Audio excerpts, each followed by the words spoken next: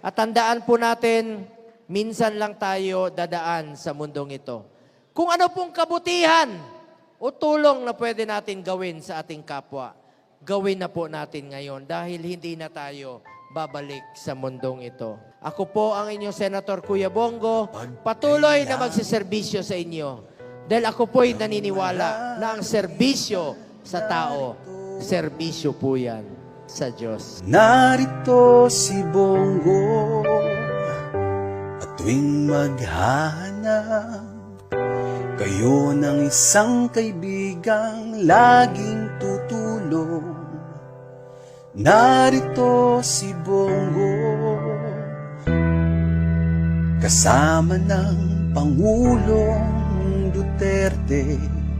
Maglilingkod ako, serbisyong totoo, tapang at malasakit, malalapitan kahit anong oras man.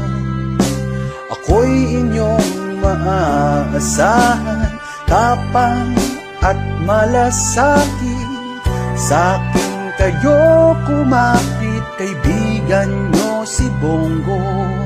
Ang aking bisyo ay magserbisyo.